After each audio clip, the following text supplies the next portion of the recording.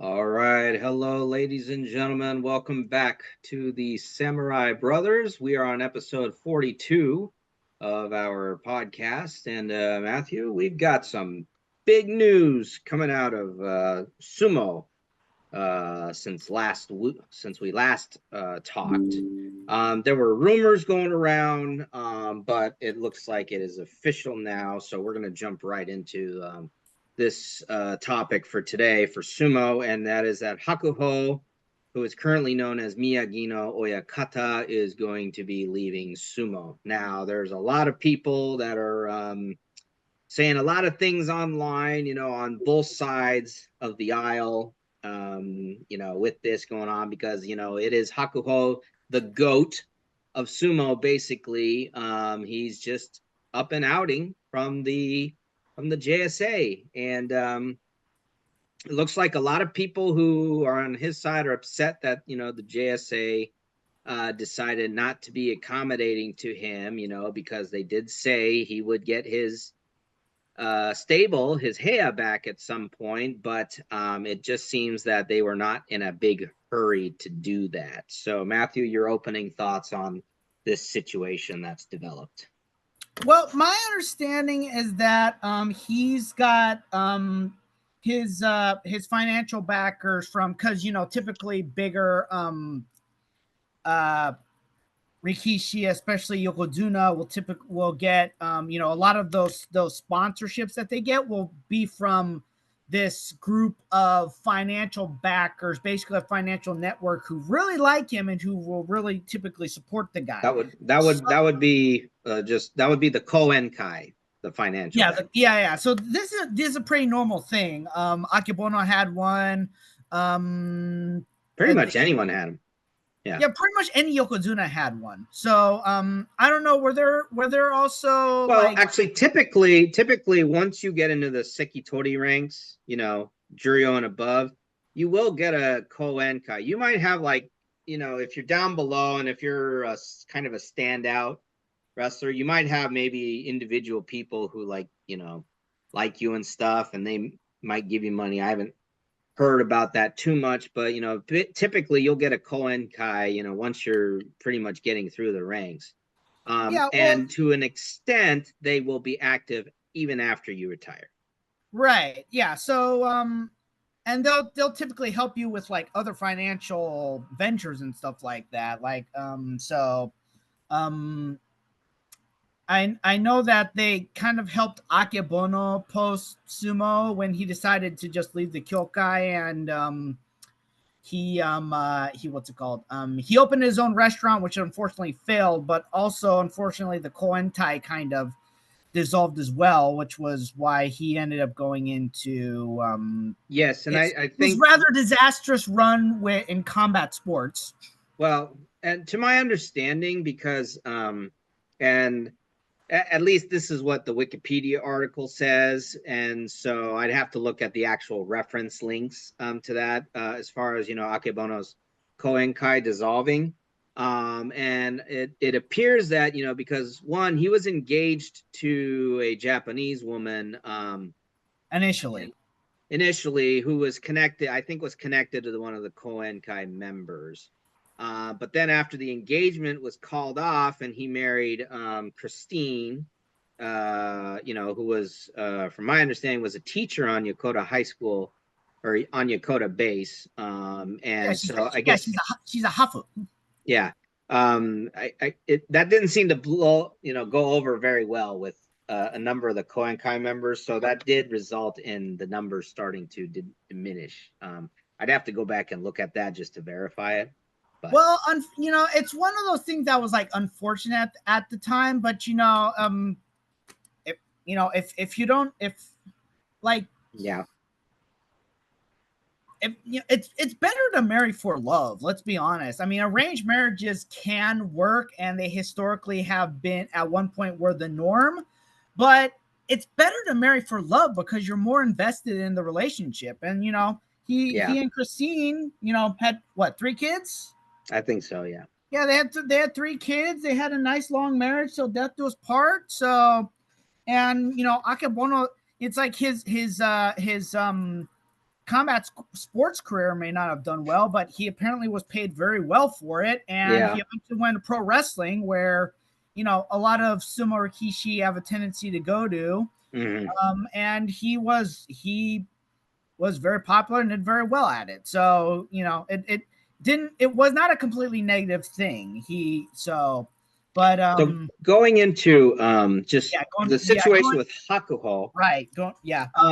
So here's what I've been reading and hearing about was obviously with the impending retirement of Isegahama Oyakata, the former Yokozuna Asahi Fuji, and we had briefly touched on this last week, which was the situation where who was going to be taking over that particular heya, and which I'm not surprised by this at all, is that Isegahama Asahi Fuji decided to name Teruno Fuji as his successor, being that, you know, Isegahama had raised Teruno Fuji and, you know, was pretty much the backbone behind Teruno Fuji's rise from the ashes, you know, from all the way down in Jonidan back to eventually making Yokozuna. And then, you know, Teruno Fuji with that 10th Yusho technically, you know, enshrine himself as a Daiokozuna, because that's the, you know, de facto number for being included in that particular club.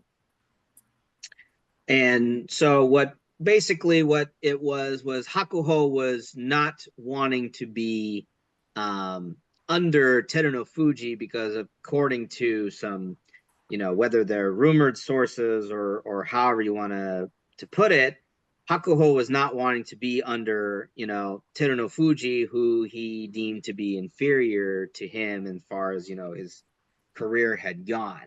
And so with not getting back his heya, he decided to leave. And one last thing I want to add before I want to let you,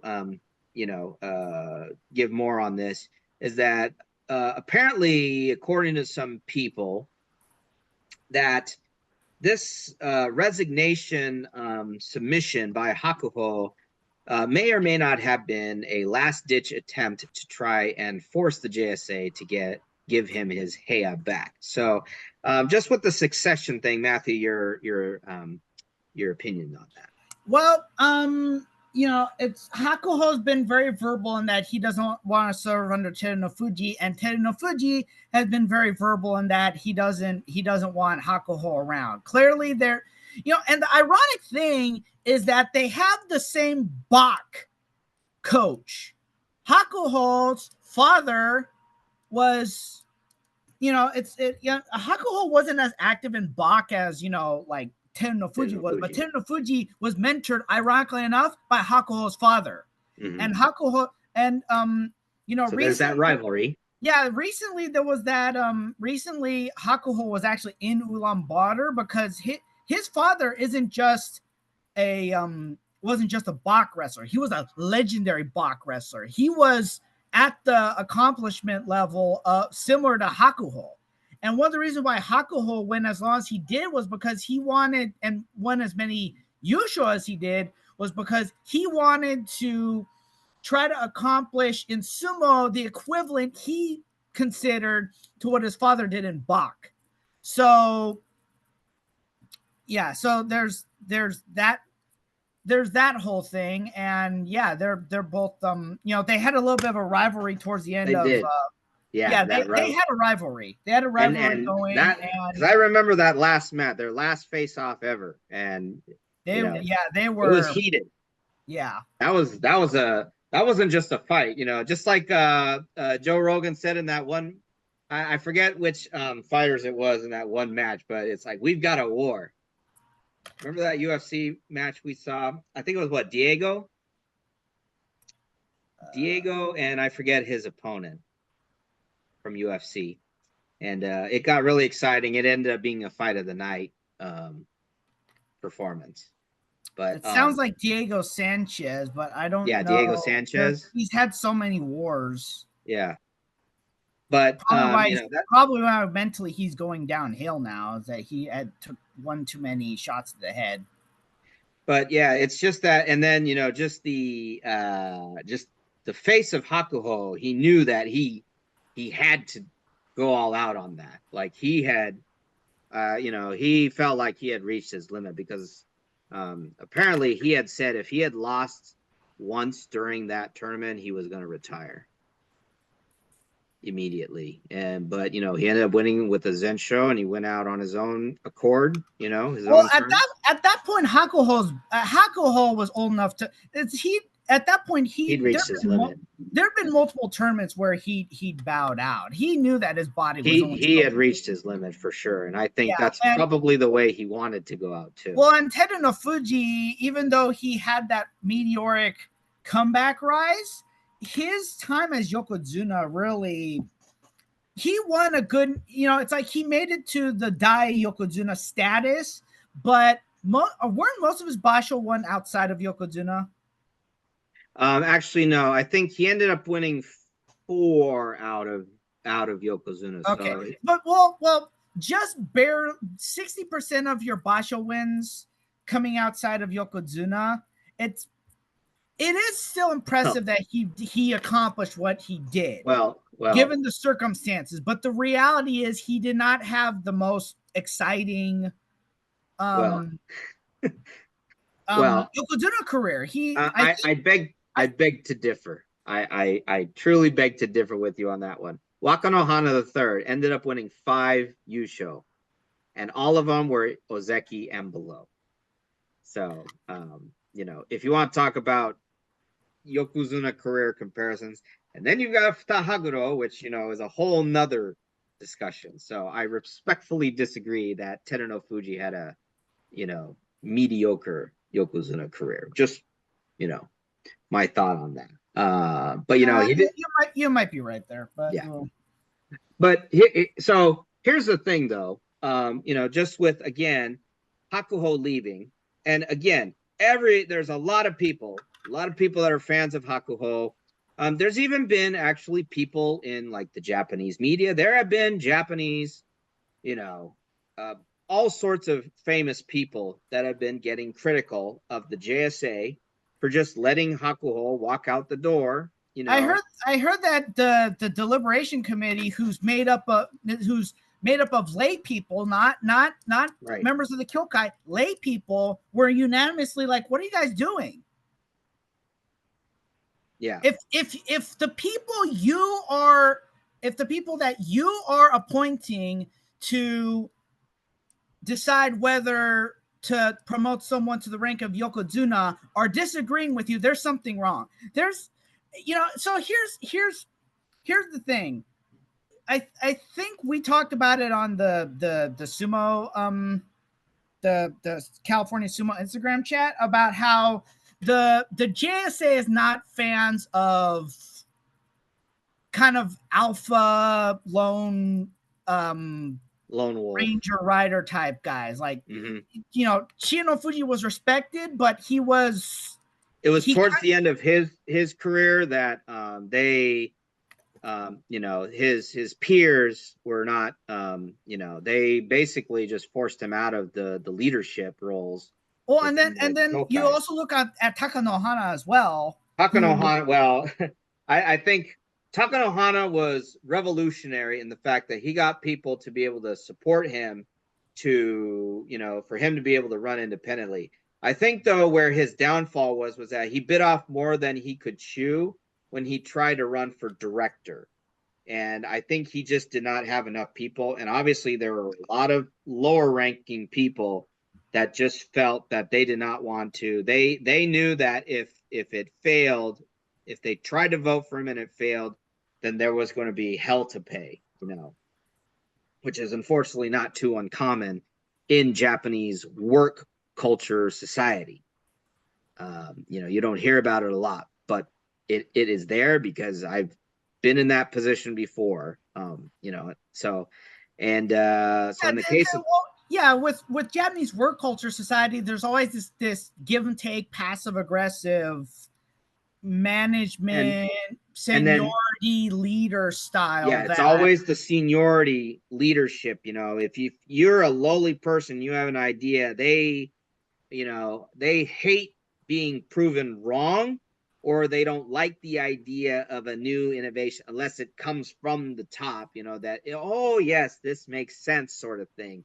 Well, the reality is Japanese I think I'd like to say Japanese work culture is kind of realizing this is not working in the modern society, especially with America being the top economy and American culture being very different. They kind of have to realize we need to be able to work with other work cultures because that's not working in the modern society. It's like I understand. I very much like to be a routine, do things a certain way type person, but you need to learn to adjust. If you don't, because it's one of those things you either need to keep swimming or you die. That's I'm going with the shark analogy. It's like if sharks do not swim, they cannot breathe. You will die literally with the exception of certain shark species that the like nursing sharks that are able to go to the ground and sleep on the ground. The reality is you don't swim, you die. You don't adjust, you die. You go the route of Sears. Yeah, Sears and Kmart. Yeah, Sears, Kmart. You name, and Bed Bath and Beyond. You name, and there have been Kids Are Us, Blockbuster. It's this modern culture. You need to adjust, or you will die. The things had been starting to slump in sumo recently, and so it's like you need to learn to adjust. Let's go to something that really appeals to us. Wrestling almost getting dropped from the Olympics. Textbook example. Well, yeah, in a way that was, you would call that a blessing in disguise because everyone hated. It kicked UWW in the butt. It said you need to adjust because what you're doing is not working. You need to adjust or you will literally be dropped for the Olympics. And it's like the reality is that would have been the death. That would have been the death nail in that would have been the fatal stab. The sport would have died. I remember everyone hated FILA as it was originally. The governing body. Everyone hated FILA. Well, especially at the time because they went with that new rule set and it was just they kept adjusting it every single year. The fact that Henry Cejudo won, the fact that we had any medals at all during that period is kind of a miracle in and of itself. Somehow we're able to stay competitive in freestyle. I think that's the time when I think the reason why we're so bad at Greco now, we used to be decent at Greco. Mm-hmm. But the reason why we're so bad at Greco now, I think, is because of that. It's like they kept adjusting the rules. People couldn't keep up, and we just lost interest. And now here we are. The last Olympics, we didn't get one medal in Greco. Yeah. One. So that's just an example. It's like FILA. It was like you need to adjust or our sport will die. Fortunately, FILA was able to admit we screwed up. And then they rebranded. Things have gotten better, but there's still I'm starting to see the rot starting to kind of set in again. A little bit with FILA. With what UWW now. I'm just kind of starting to see it happen again. Yeah, but I think it's going to be interesting to see how Hakuho goes from here because you probably know that there's this talk about him starting his own league, which all sounds great on paper, and like people have said before, it's been attempted, and the infrastructure that the JSA has currently, you'd have to try and match that. Well, it's like I said in I think with you and I in our private chat, it's like I said, the JSA is an institution. They've been around the current form, it's been around for over 100 years. Yeah. It's had a long time to get itself established in the way that it does things. And it's not going anywhere. And plus, the fact of the matter is, it is actually a subsidiary of, I I think it's the Japanese sports yeah, the Japanese sports ministry. something. Yeah. So it's not like it's going anywhere because it is being subsidized by the Japanese government. I think technically it does make money though, right? Yeah, it is making money. In fact, in fact 2024 they actually were profitable, for that year. Yeah, So I think most of the time we've been around, especially during that, the 90s golden age. I think it's for most of the time we've been around, it's been making money. and the fact of the matter, which I don't know if I had mentioned this before, last year all their lower house seats sold out all 90 days. And that hadn't been done since the Wakataka era boom of the early 90s. And those are the moneymaker seats. Yeah, those are the major moneymaker seats. They don't Yeah, count the upper house. Nosebleeds in the end is just to fill the stadium. That's Yeah. always has how nosebleed seats have operated. It's similar to how in airplanes, in traditional airlines, the money makers are the first class, the business class, even the premium economy. In the end, economy just fills the plane in traditional airlines. So I think it would be rather difficult for Hakuho to try to make something that would match the JSA, but I mean maybe he could do something similar to that one league in New York, but it's definitely going to take time. Whether or not he could actually accomplish that is another thing. Here's something else I thought of, and I thought about this idea once. Bring in crossover athletes.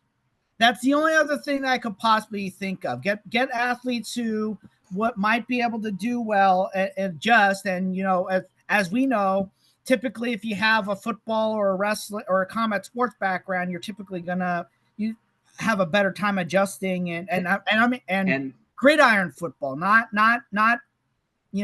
soccer football. And maybe let them back in. It's not like retire once and you're done sort of thing. Yeah, they're gonna have to find some other way to appeal to and then on top of that, are you gonna make it just in Japan, or are you going to expand it World Championship Sumo or Sumo All Stars? Are you gonna do something like that? Because right now, like I posted it. So here's an example of how things work. The World Championship Sumo, they sell out medium size. They mostly fill. I don't know if they've sold out any, but they mostly fill medium sized venues. So let's say high school. They're not doing high school gyms, but let's say high school size gym venues and maybe community college size gym venues. They're filling out those types of venues. Not sellouts, but enough of appeal to get that type of people in. All-Star Sumo, the Cow Palace is kind of like a similar size to that. I know they've been to the Cow Palace before in the Bay Area, so sort of like that. And I also saw that they were at the Pyramid. Yeah, they did the Pyramid, which, as we know, USA Sumo is filled, but there's enough of a audience for that in the LA area that they're able to fill it out for 2 or 3 events. If Haku, and I feel like here's another thing, if Hakuho is smart, he might join. I don't know if he wants to do formal partnerships with ISF, with either of those two organizations, USA Sumo or World Championship Sumo, or appealing or partnering with the ISF. Because the ISF is not overseen by the JSA. No, it's its own complete independent entity. If he's smart, because we were talking about Osuna Arashi, who was the first Egyptian sumo wrestler, and he's the reason why there's an Egyptian kind of an Egyptian sumo scene. is he's being used by World Championship Sumo. Yeah. So it's stuff, it's if it's like if he wants to be successful in this, he has to be willing to partner with other people. And I don't know how much stock he'd want to put in, like, Mende or someone else, maybe even partnering with Yama. I don't know how much of a relationship he ever had with Yama, but nothing against yeah, nothing against Mende. I think right now, if and he's nothing against Andrew too, I would try to rest Mende up, because as you obviously know, he looks like he's been hurting. It's like every time he competes, he just seems to be more injured. Yeah, he seems to be getting worse, which that worries me. He's not a bad wrestler. I mean, he's going out there putting his heart out. I think he just needs to rest a little bit. Is my concern for him. Yeah, so if he's willing to partner with other, lower to mid-level sumo that might be able to appeal to, kind of a wider audience, then I think that maybe he could make that a success. And maybe even do, maybe even reach out in ways internationally that, the minor level international people can't. But he needs, the reality is he needs to do stuff differently. If he's going to do this project, he needs to make it different from the GSA. Like if he wants to incorporate stuff from, professional sumo, by all means. If he wants to do the full on entrance, salt, what are the mawashi called? Dai mawashi, o mawashi? What are the Kesho mawashi? Yeah, if he wants to do, kesho mawashi, have them actually compete on a clay dohyo. It's like if you want to put as many elements as you can, by all means try to do it as much as you can. But he needs to find other ways to do things differently. And then bringing in veterans, like you said, who maybe have been out for a little bit. Well, maybe even bring in some of his guys that I worked with at while he was in charge of Miyagi-No. Mm-hmm. I'm not saying Enho should retire just yet, but he and Enho were close, and a bunch of his guys from his stable retired after the merger. Yeah, so it's like maybe bring in some of your old guys.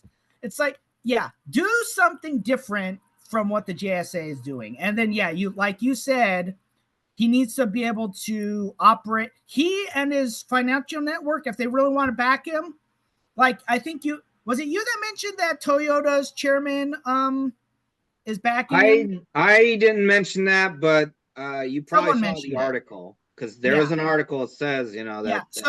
So the reality is they need to be able to partner with people. They need to be willing to operate possibly at a loss for the first year or two if they want to really make this thing successful.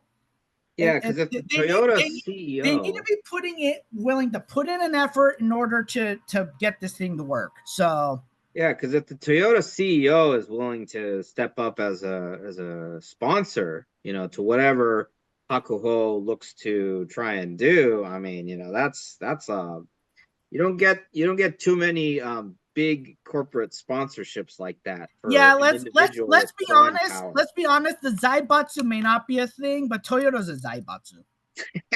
It's got the American branch, it's got the Japanese branch, it's got other branches all across the world. Mitsubishi. It's one of the top international car brands. It's kind of like Mitsubishi too, with when it was founded by what's that guy from Yumaden? That was really interesting. Kind of amazing that a guy who started out as a merchant, because the merchants were what, just a class above the peasants. Yeah. which I still can't figure out. It's like they're the ones who are doing all the stuff and like trading stuff like that, and they're the second lowest class. Yatoro Iwasaki. Yeah, it's well, that was his name.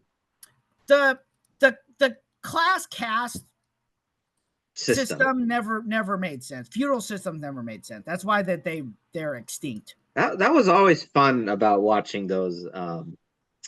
Because those shows. Because because that network that did it when we first came back, it went bankrupt. And I think there's another network that shows it though, that JME or whatever it's called. The JME. You just have to get a subscription to it. Yeah, but that subscription's expensive. But still, man, just finding out about the historical backgrounds to those people, man. The Taiga drama or the samurai drama, they may have fictionalized a bunch of stuff, but they still did a whole lot of historical background. I think we need to get caught up on One Piece because we're 2 chapters. We're a chapter behind. We need to catch up while we still have the time to do so. In closing, before we jump right into One Piece really quick, anyone who thinks that the JSA is going to suffer from this, obviously the JSA made a mistake. It might be some bad publicity, but they're not going to suffer in the long term. Onosato is the big new thing. They're going to have. There's a lot of excitement with the tournament. They're going to take flack, but they're going to be okay. And this is for all those people who romanticize about working in Japan, thinking Japan is a great place.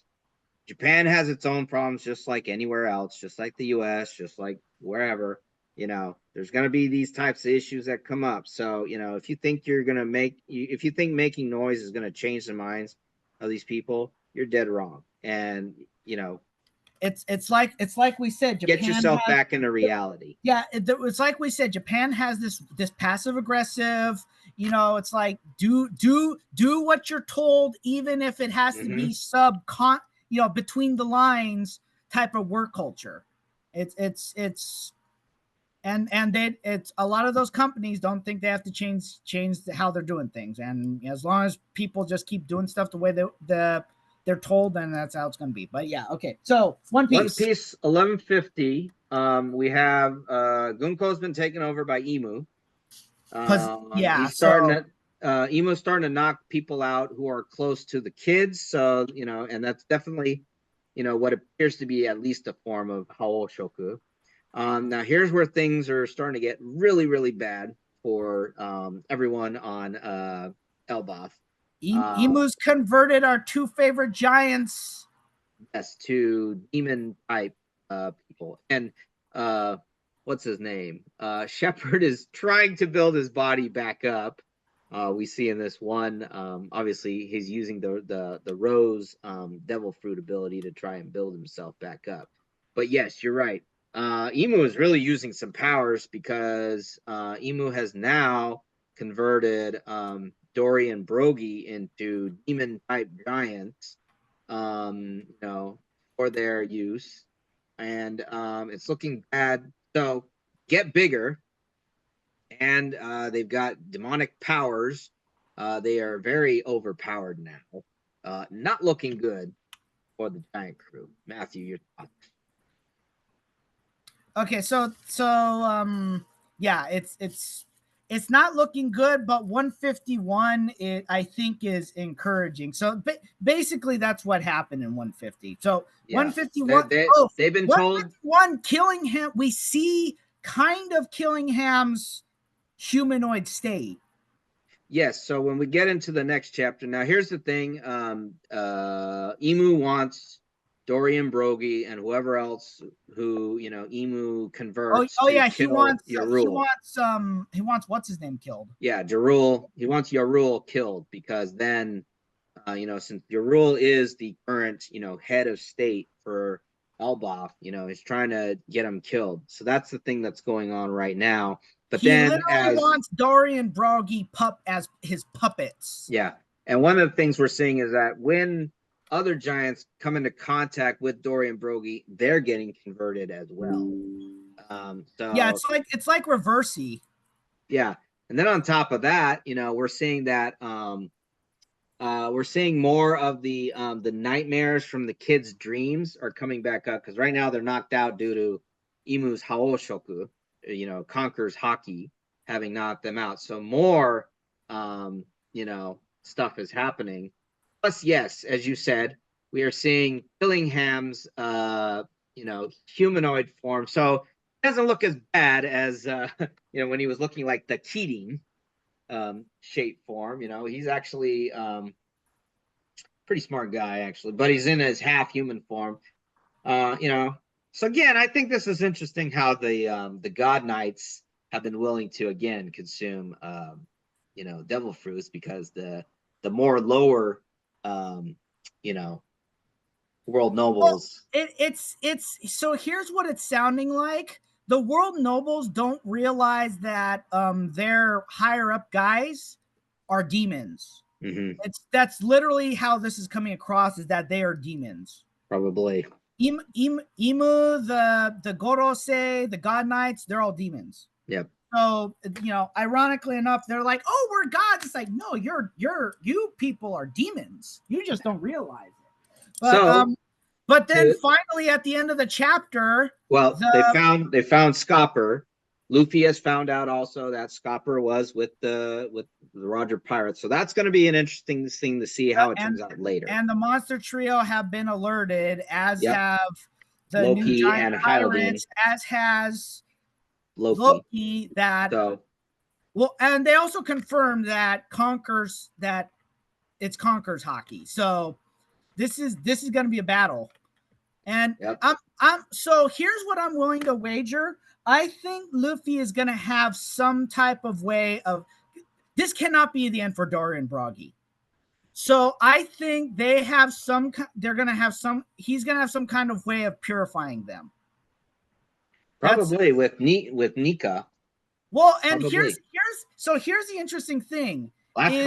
Is Emu really going to want to go all out, or is he at some point going to realize we need to cut our losses, get who we can back so we can defend Marijois? Because Emu at some point, if he's calling his people and saying that we're under attack, at some point there's got to be a point where he realizes I can't run out of time. It's like I got to cut my losses, and I've got to do what I can to protect Marijois.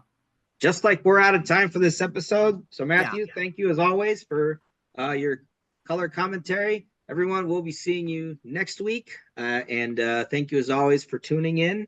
And we'll see you later. Yep.